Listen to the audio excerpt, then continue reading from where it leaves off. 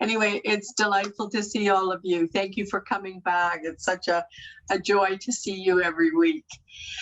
So the topic today builds on the boundaries and limits. And the reason I'm spending so much time on this is that it is the foundation piece for so much of the other work that we need to do, making it possible for us to make goals, set limits, and move forward.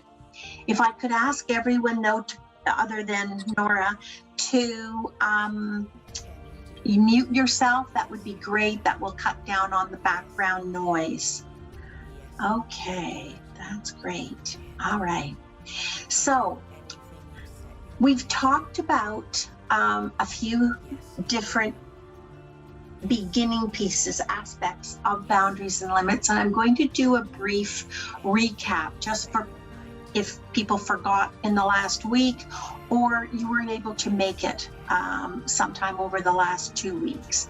It's important that we have those fundamental pieces as we move forward. That way we can understand the context of what I'm saying this week. But the topic today, after our little recap, is going to be common ways that people can be expected to respond when you try to share or set boundaries and limits. All right.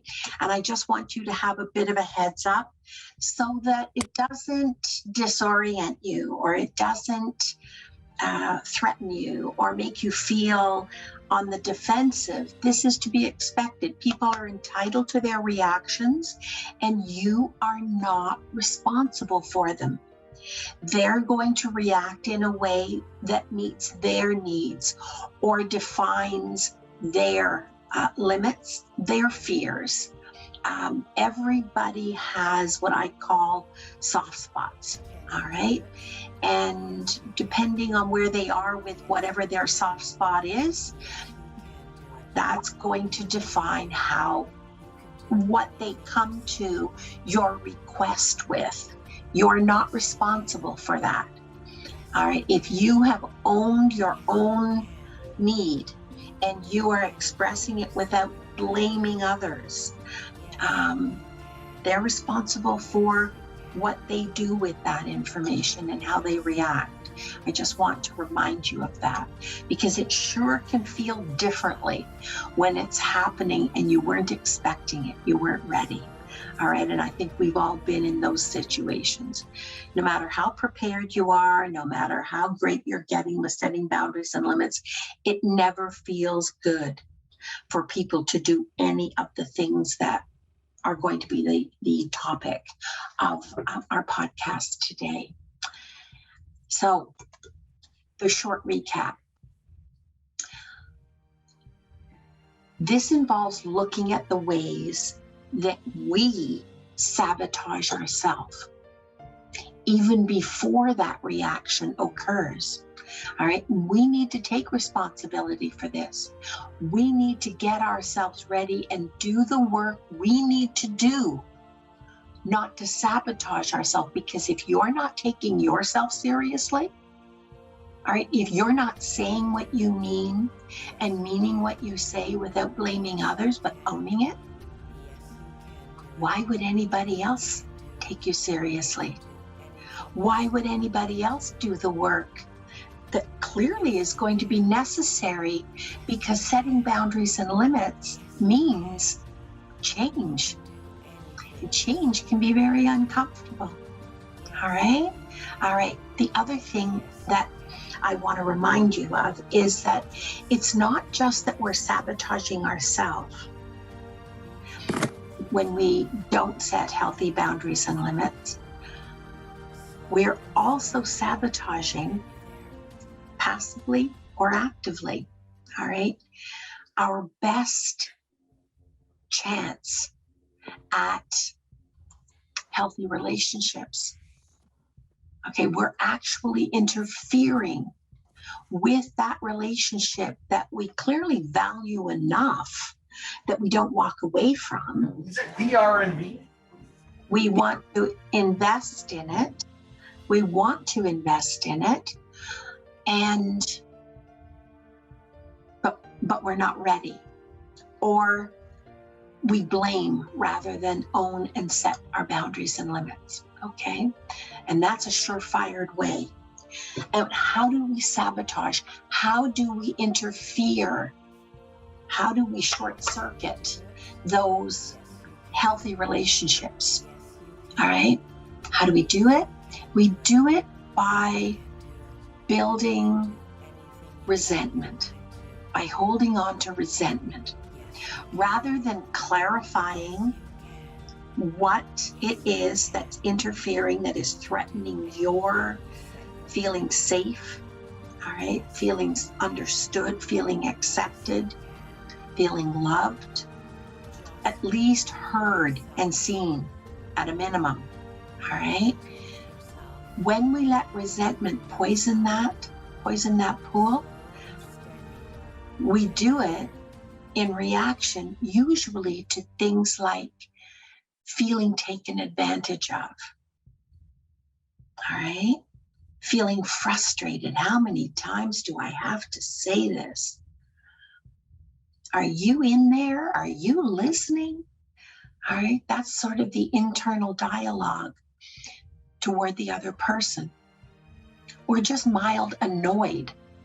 Annoyed isn't anger. Annoyed is like anger repeated. I've developed an owie. All right, now I'm annoyed and I'm holding on to it. And I'm holding on to it as a defense against you doing this again to me. All right. Sometimes we do that though when we feel incompetent, when we don't feel competent enough or safe enough or entitled to be less than perfect. All right. When we don't feel entitled to be who we really deeply feel we need to be at that moment, sometimes it can build to bitterness. Right? And how do we express that? Well, there are 4 stress responses. What are they? Fight, you escalate. Flight, what I'm going to talk about in a second. Avoidance, you disappear mentally, physically, spiritually, emotionally. You're still there, maybe in body, but that's the only thing that's there. You have gone AWOL. All right. Fight, flight, fawn. You give up, you give in, you equivocate or freeze. You don't know what to do, so you're just stymied. All right. Okay. How do you show that you're avoiding? This is what I want you to be aware of so you can stop it, so that you can go away and prepare yourself and say, they didn't make me avoid. That was my own behavioral choice. All right. I did that to me. Why? I did it because I don't know, or I'm not ready. I'm not prepared to do what would be more effective, right? So how do we avoid? We mentally disappear. We go AWOL. We ignore them. All right? We cut people off. We don't let them state what their position or their perspective is. We cut them off. We can do it. And we can cut them off as well by just not making ourselves available, all right, to resolve. Even when there is a conflict or a difference of opinion or a struggle or a change that's necessary, we have to stay mentally there. We need to resolve that as best we can before we exit. Maybe they make a request. Maybe they counter. Yeah, but we don't respond to the request. Another way that we avoid when we get the heebie-jeebies or we feel overwhelmed is we delay resolving. We delay setting the record straight when there's been a conflict or a misunderstanding. Sometimes we delay long enough that we hope that the whole thing has just gone under the carpet. Okay, well, that wasn't a success. I don't know what to do with that. And you just walk into the next exchange acting as though nothing's happened. You're cheating yourself. You're cheating them too. You can always resolve things. You know how? At a bare minimum, you can agree to disagree. You can agree to disagree. You can accept that maybe in this situation, the other person is not ready or able, doesn't understand. I talked a minute ago about failing to show up mentally or physically. But when you don't show up for the statement, for the resolution, know this, you're also not showing up for yourself. Because this situation, if it has happened and it's important enough to draw a boundary and limit, to express that, because you'd have to get pretty good at it for it to just be part of your day, all right?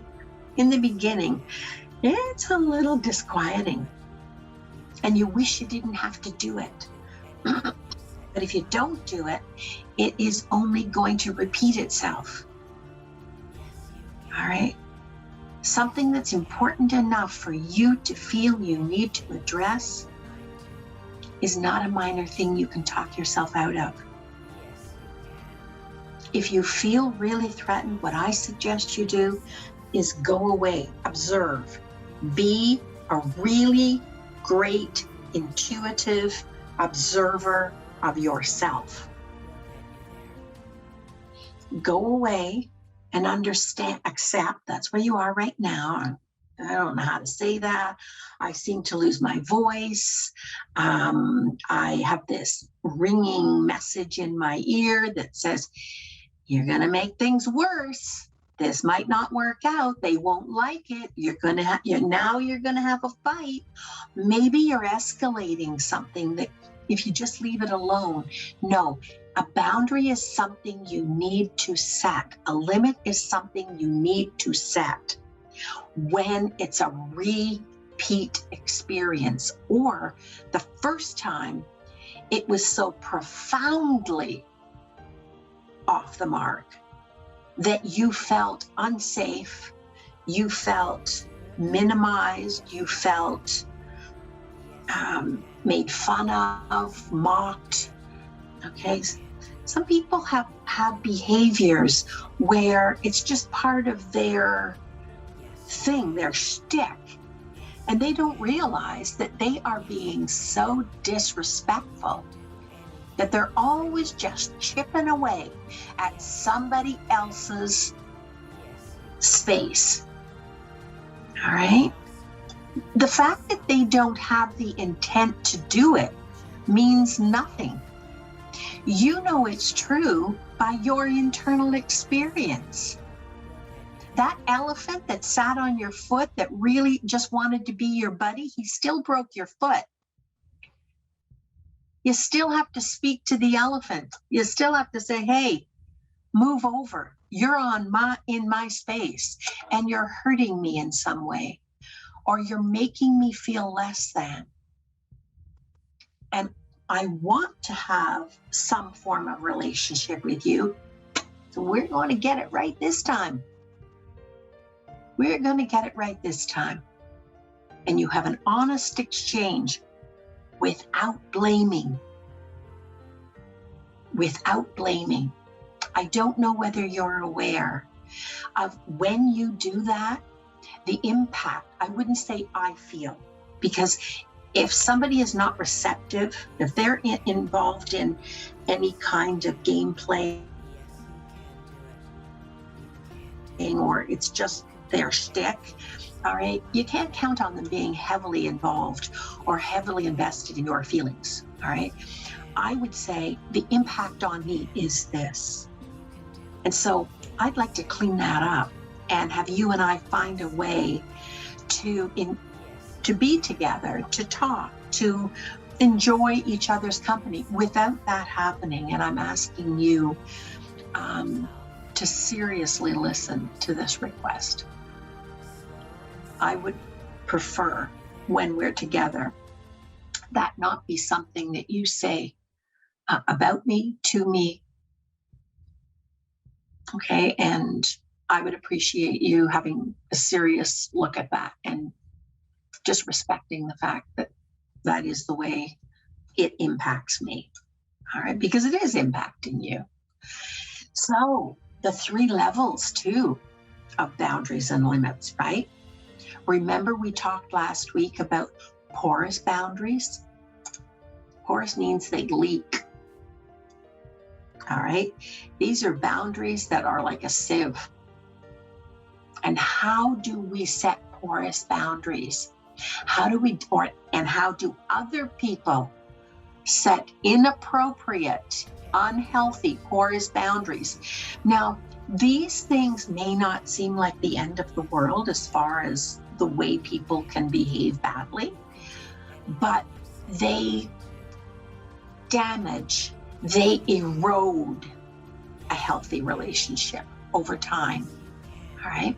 How do you do that? Oversharing. You know, that premature intimacy where we just got each other. And so we stayed up for 24 hours and we talked and we shared and there's nothing. And I feel like I really know that person. No, you really don't know that person. And no, they really don't know you. All right. You cannot bond in a healthy way over 24 hours. Unless it's a life and death situation. All right. If you're facing the end of your life and you're fighting it together because there's a battle waging and the two of you are, that might be a different situation. But in normal life, no, this is really unhealthy. All right. Really unhealthy. Because you're oversharing and you have premature intimacy. I guarantee you that person will be different. You will be different. You will feel different. You will see things slightly differently 3 days from now, a week from now, 2 weeks from now, and you are fully exposed. How's that going to feel? All right. How's that going to feel? Codependency. Codependency is a form of enmeshment. All right. What are you enmeshed about? There is an inadequate and unhealthy emotional separation between you and another person. It's like when you inhale, they exhale. All right? That's not closeness. That codependency, everybody, you came into this world alone and you will leave this world alone. And in the meantime, you are supposed to be, you need to be for your sake and their sake. It's too much leaning on another person. No other person can be responsible for you. You are responsible for yourself. And you have the right to make your own mistakes. You have the right to have your own opinions. You might share opinions, but you hold yours independently, they hold theirs independently, and there just happens to be a synchronicity. But you are two strong, independent people who just love the heck out of each other. All right? All right. What about those people, and many of you have said this, the inability to say no, even when your internal voice is screaming at you, what are you thinking? All right, when somebody asks, the first thing you are full of is an impulse of, oh, And it's not. no. I don't have my video up. Yeah. All right. Nora, Braden, you're going to have to delete this. Nora, can you keep an eye on when people join late that you mute them? All right, because they may be in the middle of a conversation. I don't think we want that for posterity, whoever they were talking to. All right. So the inability to say no. How many people here find it really difficult not to put themselves on pause and say, should I be saying yes? Should I be saying, even if I have an inclination that I'd like to help you, is this the time? And what, in the balance of, what is this going to cost me that I can't afford to give up, or that I prefer not to give up, versus what is this going to give you? Even if I'd like to say yes, how many people find that putting yourself on pause and doing that very quick balance, how many people find that difficult?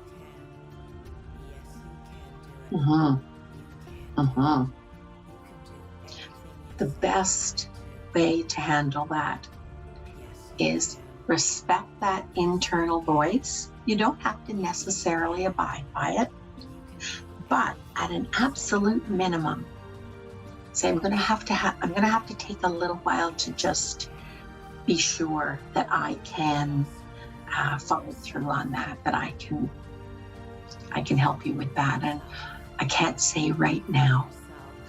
All right, I can't say right now. Or how many people here would call themselves or have been called people pleasers? At what cost?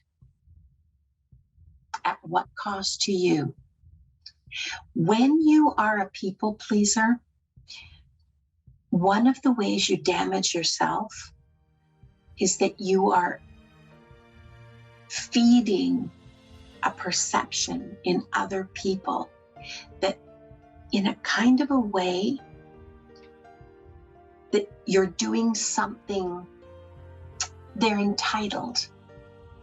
They have a right to your time, your energy. All right? You've given up the spatial right to say, before I say yes or no, I need to think about that. I just need to make sure that I'm not overextending myself, because then I wouldn't be able to help you in the way you need. Yeah, and it might have a negative impact on something that's a real priority for me, that I'm responsible for. When you people please, you're sending out a signal. I'm only worthwhile if I'm making you happy. I'm only worthwhile if I'm making you happy. Evil. That would be a really good time to develop laryngitis. All right? If you don't know what to say, lose your voice. I'm just joking. But you're cheating yourself, and you're also cheating them, because there is going to come a time when you're simply going to have to say, you're either going to say no anyway, or you're going to say, I'm really sorry. I know I said I'd do this, but I couldn't finish it, and I know you were counting on me. How's that going to feel? Okay, that's why you need to know what that balance is before you commit to it, because it's important when you do commit that you're a person of your word, even if your word has to be, sorry, not this time. How many people here, that's their love language? All right. They fear being rejected. They won't be loved, or heaven forbid, they'll be replaced.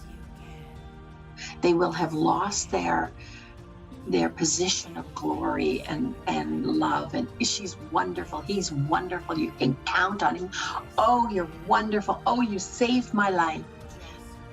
That fear of rejection, being replaced. You're good enough just the way you are, whether you're saying yes, no, or I'll think about it. You came into this world worthy, and the only way that you can become unworthy is if you give that up yourself. On your worst day, you're worthy. On your worst day, you're still worthy. All right? Another way, all right, that really screams porous boundaries is accepting, staying silent, agreeing, making excuses for people when they mistreat you or they disrespect you. How many people have found themselves in that situation? Somebody says something really unkind or untrue, or even if it is true, not everything that's true, people, needs to be said. All right? If you have royally screwed up, it doesn't matter if other people know that. It only knows if you know. It only matters if you know that. And make a plan not to let yourself down again. It starts with you. It isn't about the other person. And I have a little saying here that I keep under my desk. Life is too short to wake up with regrets. So love the people who treat you right. That's not necessarily who agree with you, but treat you right. And forget the people who don't. All right? And it's okay to say to somebody, we're just going to take a break for a while because I don't appreciate the way you're treating me. I just don't. I love you, but I don't appreciate the way you're treating me. And that's not something that I can sign up for. So we're going to be taking a break. All right? You let me know when you're able not to say those kinds of things or do those kind of things or pretend that, oh, I was just joking, when you really injured me. And I'm the one who knows if I'm injured, by the way, not you.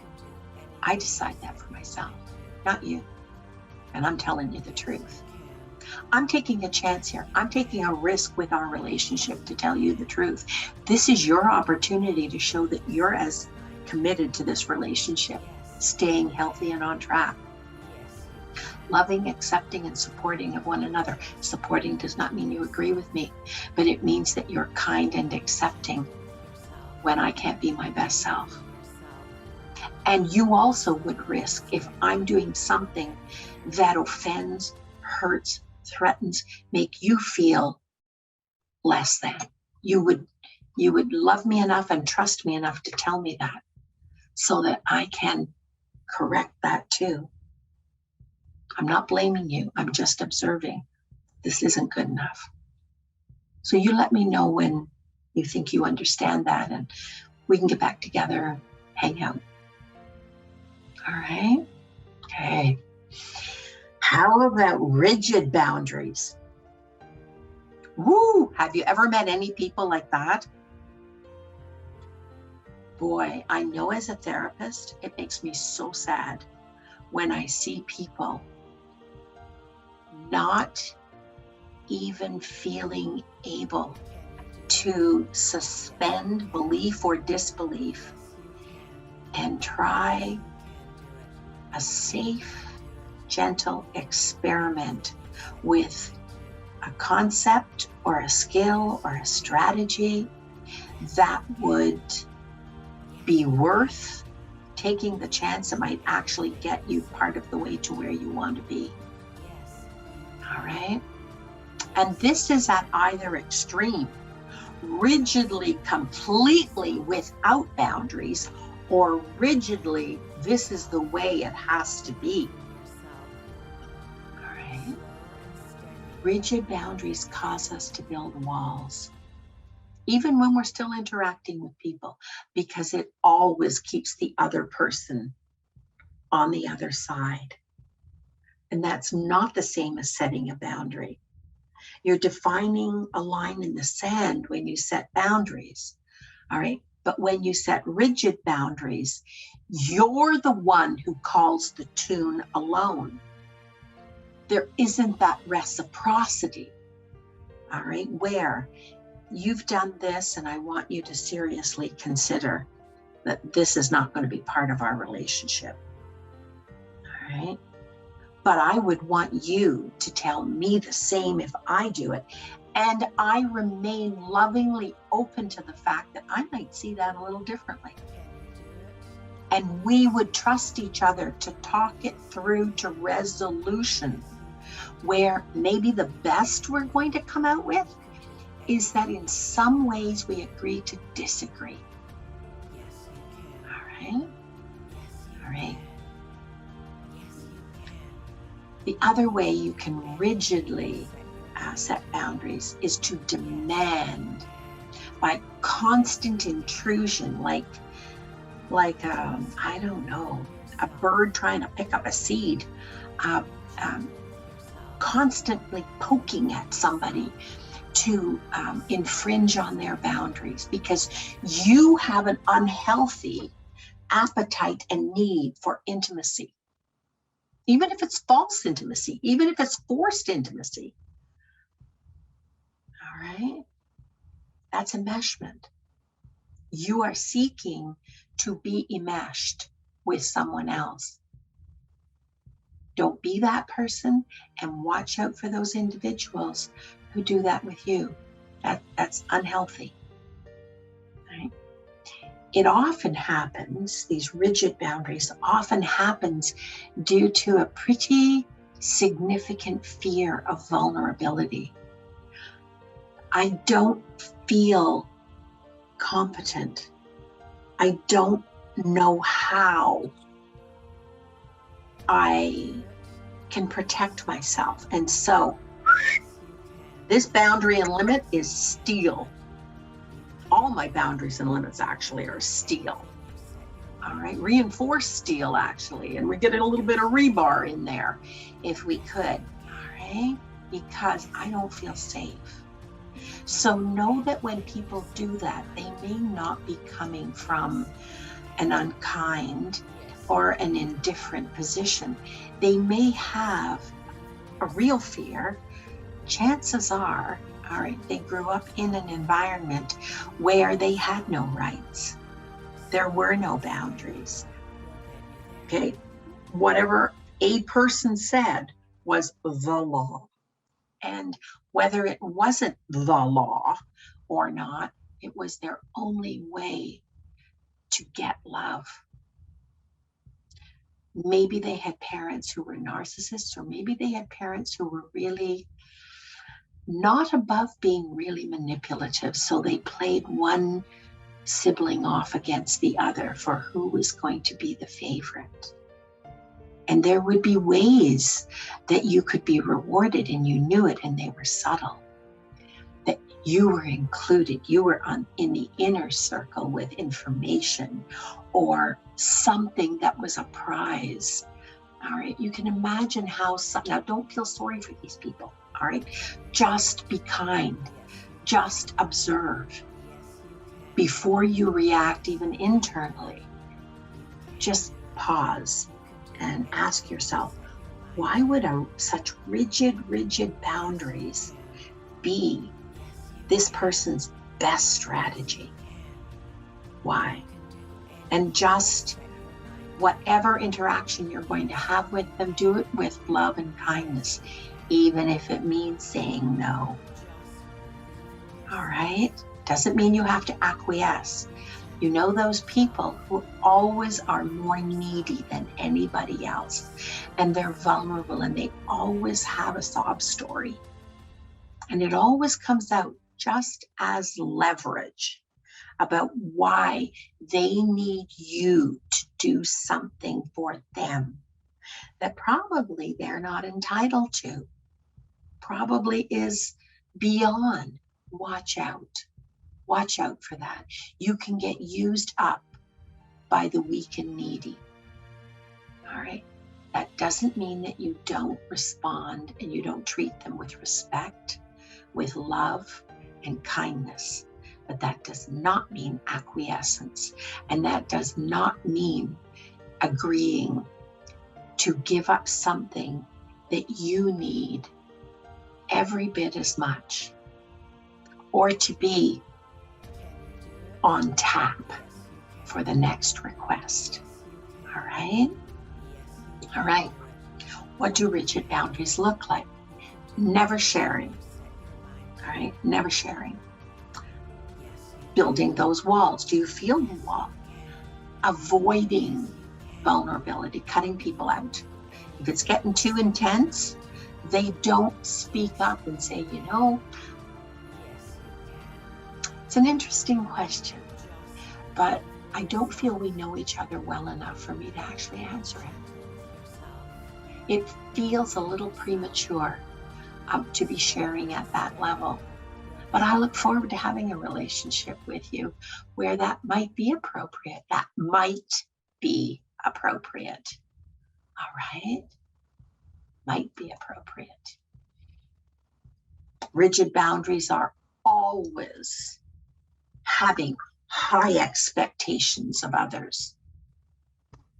If you're in 110%. If you're out 110%. All right? And feeling the need to escalate when you're setting a rule. It's not a boundary, it's a rule, and they're very strict. And when you're with me, we will do things my way. Not because there's no ownership there, that it's because maybe I've got obsessive compulsive personality disorder, or there's some other reasonable reason this time to do it my way. It's because I am the font of the right way. Anybody know what a font is? It's like a baptismal font. All right, I am the font of the right way. And everybody has to defer because you're just not as good, as informed, as capable as fill in the blank. Can you see where that relationship is going? That is going to be a continual one up, one down. That's going nowhere, I hope. Healthy boundaries. Be clear about your values, and every value and every need you have. Write this one down. Does not have to be rational. You don't have to be able to defend it in the Supreme Court of the country you live in. All right? There's no need to legitimize. Needs change too. You're allowed to change. You're allowed to grow. And you're not being inconsistent. If someone observes that, well, last year you said you did this, say, well, in the meantime, I've gathered more information. I'm slightly more informed, I believe. I don't know everything, but based on what I know now, this is what I believe. I'm allowed to change my opinion. It's part of being an adult, part of growing. I might leave that part out. That's sounding a little bit like a whack. But you could be saying that to yourself inside. All right. Having a healthy vulnerability with the people. Write this one down, people. All right. With the people who have earned the trust they want from you. They've earned it. They've paid their dues. They've demonstrated it isn't all emotion, glory, the after effect of a wonderful sunset or sunrise. These people have stayed the course, and they have demonstrated that they genuinely love and respect you. And that they will put their needs out there as well and give you half a chance to meet them, as well as the same for you. Healthy boundaries are being comfortable saying no. Comfortable means you can do it. It doesn't mean you always feel good about it. All right? Feeling good is not the same as comfortable. Comfortable means you can summon up the courage to do something that's difficult because it's best for you, and it's best for the other person, and it's best for the relationship. Also, here's a biggie, all right? Healthy boundaries are being comfortable hearing no, being on the receiving end of no, without taking it personally, without going to a feeling of rejection or abandonment or exclusion. Those are your feelings. When other people say no to you, they're entitled to say no. The feelings that you have are yours to deal with. First, be a really loving and compassionate observer of yourself. All right? Just let it sit. Whatever those feelings are, when things don't go your way and you really feel you want them to, those are your feelings. All right? And if they're a pattern, send me an email and I will make it one of the topics that we talk about, because all of this that we've talked about and are going to talk about, this affects many different aspects of your life, but it also affects hoarding. Because when these things get in your way and you develop less than healthy relationships with things, because maybe they are the best substitute, the safest substitute for what you really need, know this: there will never be enough things to fill the needs within you. They are just things. Even the things you are the closest to, that are your 1, 2, 3s, they are just things, everyone. All right? In Conquer the Clutter, I give a metaphor of a person being at sea in a boat. All right, and they've run out of water and they're really thirsty. You know you're not going to last long if you don't stay hydrated. And they are surrounded by water. Unfortunately, it's not lake water. All right. And then even with lake water, you want to kind of know the lake. All right. It's salt water. You're at sea in a boat. You're bobbing along, trying to survive today the best you can, trying to make the most of today. But you're thirsty. You have needs.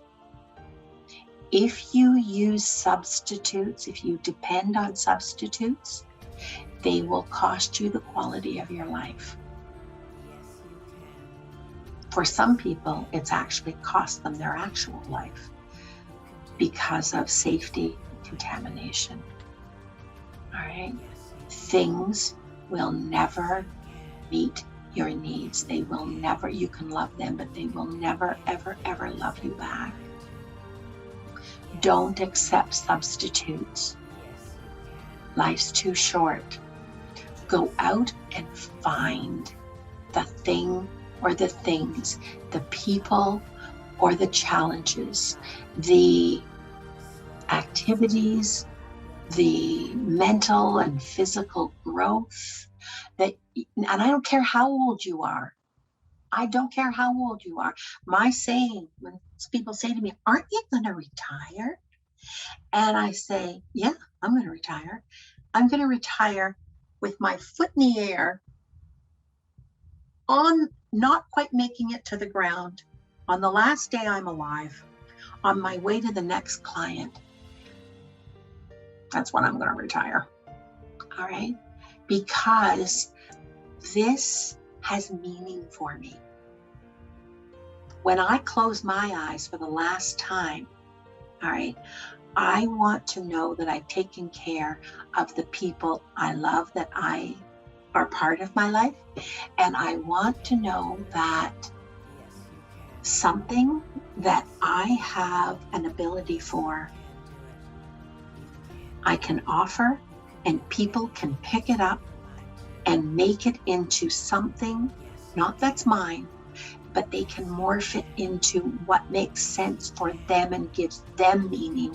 And then they take off like a shot in the direction that they want to go that's meaningful for them. And there is no higher calling than that in my opinion. Not for me anyway. All right. And it's not that I'm so great. I'm just saying I found my meaning. I have other meanings too. I have 2 dogs that can't be put in the room here with us because they snore like truck drivers. But they're outside the door waiting. There are other meanings. I have a lovely family, all right? Extended as well as family of origin, all right? I've got friends. But this, I believe, is my calling right now. And for an awful long time to come. So we're going to spend just a little while. Do we have anything in the chat box? Good, okay, nothing in the chat box. Okay, so common ways, I'm going to go through this with you a little. All right, common ways people respond. When you share your boundaries, it is important to consider how people might respond, sometimes just to have a heads up. All right, but don't let yourself be limited by their possible response or their possible reactions. Not everybody's going to like what they hear from you. Not everybody's going to be ready or able to fully understand what the heck you're saying and what it means in real life. Like, what does that look like? What you're saying to me, what does it look like when the rubber hits the road? And so some people might push back. For sure, there's going to be a healthy number of people who test the limits you set. Some are even going to try to ignore and pretend they didn't understand you said that. No, that's not what you said. You said something else. All right. When you request a limit, when you explain what you need to feel safe and understood. Safe and understood is a fundamental brick on the path to feeling loved, being loved, heard, seen, and accepted for the good, the bad, the ugly, and the indifferent about each one of us. Warts and all. All right. Some people will rationalize. Well, that can't be so, because here's the reason. From their personal view of the matter, and they'll question you. Entertain reasonable questions. They could be clarifications, but when you get a sense of, okay, I'm thinking this is a game of when you wear me down and you wear me out, somehow I might back up and not request this boundary and limit. Some people will respond defensively, always, repeatedly, taking things personally and going to hurt or offended. If you scrutinize what you say and the way you say it, and you really, really practice that at all times you're not blaming another individual, and you know how you're not blaming? You know you're not blaming when there is more than one possible response. Okay? Like when the only way out of whatever the question you have isn't yes, you know you're not blaming, because you're giving that person the space for their own viewpoint, their own reaction, and their own ability to put themselves on pause and figure out, okay, how does this affect me?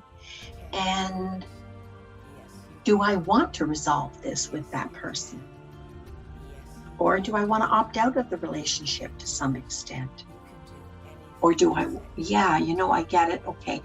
Okay, I don't mean it that way, but I get that when I say or do that, that is the way it impacts you. And I respect that. I respect you.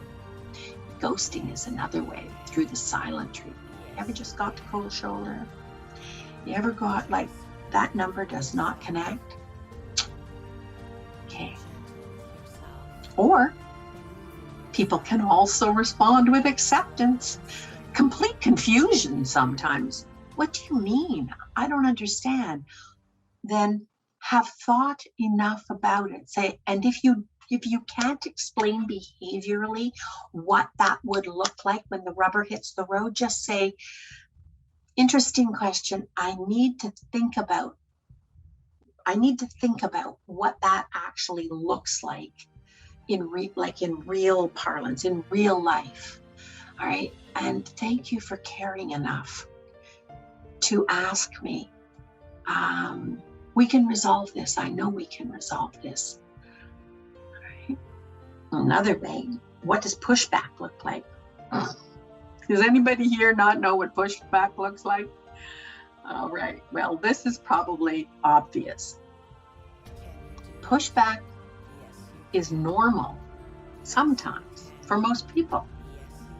All right. As a first, huh? That's a form of behavioral, attitudinal pushback. Huh? What do you mean? No. Oh, okay. Now that you explained it to me. All right. And that pushback, change is difficult. Most people find change difficult and a little unsettling. Right? So don't be surprised when it happens. And don't take it personally. And do not take care of the individual who continually has to take things personally or be hurt by something or offended by something. Ask a clear question. What was it about what I said or how I said it, explained myself, expressed myself, that hurt you and or offended you? And if they just keep going back to their needs, say, well, in this relationship, we have a difference of opinion about that. And that difference of opinion at no time is intended to hurt you or intended to offend you. All right. But we do have a difference of opinion that we need to resolve together. So maybe we both need to think about, if we're going to have this relationship, it can't always be on the basis of me saying yes and you saying yes. It isn't always going to be a kumbaya moment or an I get you moment. Yeah, oh yeah, right on. It's not always going to be that. So how do you think we can resolve this? All right? Because it can be a normal response. And change can be confusing at first because you upset the equilibrium, right? The other person thought this was a given. Turned out not to be a given. Turned not to even be in the ballpark of what could happen because you've been absorbing it for some time. However, you need to respect that they're having a reaction that you are not responsible for. You need to treat that with respect. So long as they're not being abusive, all right, or threatening or intimidating. And it's also an indication when they go to that pause moment that someone respects you because they want to know more about it, all right? And it's a pretty good indicator that they may be willing to respect the changes that you most need because they're investing. And if you feel that they're challenging, that somehow they're trying to rationalize or play a mind game, just say, so what about what I said isn't clear to you? How could I make that clearer? Because this is an important thing to me. Try really, really hard, all right, not to be someone where every single thing is a foundation piece, all right? Try really, really hard not to be that person that everything you feel and need has to be number one. All right. We're talking about your A needs and your B needs. Remember those? A needs are those that you need every single moment of every single day in every single exchange. B needs are those things that you do need because you are the person you are with the experiences you have. You won't stay exactly that person, but those needs don't have to happen every single moment of every single day. But they do have to happen regularly. Like there has to be a regular dose of those. They are a foundation piece. They're not the breath you take, but they are a foundation piece of who you are and what you stand for. The C needs, those are the ones like, what would it cost to get a Sherpa to carry me in on a 4-day trek to the mountain gorillas? What would that cost? Yeah, that's like, woohoo! We just, in our own way, we just aced it. We just, like, this is just like the icing on the cake, okay? And those are trade-offable. They're mitigatable regularly, okay? We all grow and change. And if we're going to do that anyway, so anybody who thinks that relationships just stay the same, okay, if it's now 2021, look back at the last time you thought that this relationship actually grew. Because you've grown and changed, how in heaven's name can a healthy relationship not grow and change? How is that possible? It's not possible. All right. And remember this, depending on the strategy, overt or not, of the other individual and their reaction, the pushback can happen at any time. It can happen immediately. What do you mean? All right. Or it can happen later. You know, I was thinking about something you said 3 years ago, and it now occurs to me. All right. It's pushback, folks. It requires honest, open communication by two people who are not in a mood to win. All right. And pushback, remember this, we're going to wind up on this. Pushback is generally an indicator of fear, particularly when it's an immediate pushback. And it's a fear that things will be different. All right. The silly thing about that type of pushback is sometimes that different doesn't mean bad. It doesn't mean a loss. It's different. Different is this person does not have your capacity for changing the comfort zone. All right. They really need the comfort zone to stay stagnant. That relationship is on shaky ground. That's a relationship built on sand, not rock, and the tide's coming in. All right. Because we are slightly different people than we were yesterday. Unless we slept through the day. Well, we're still a day older. All right. Things happen. We learn something. We change our opinion slightly about something. We grow. Okay.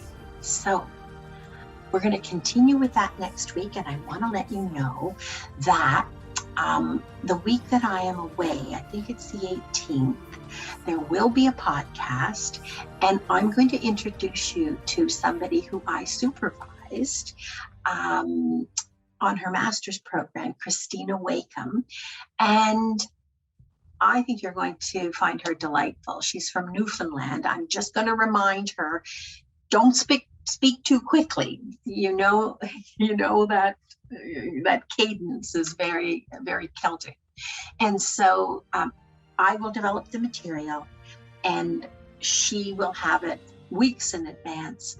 And she's going to be delivering that podcast, because I thought a little bit of growth and change, and you being introduced to another great therapist, so that you, even if the takeaway message is, wow, the universe has provided another source of something that I benefit from, something that I look forward to. Anyway, you take care, everyone. It was wonderful seeing each and every one of you, and I will see you next week. Woot woot. Take care.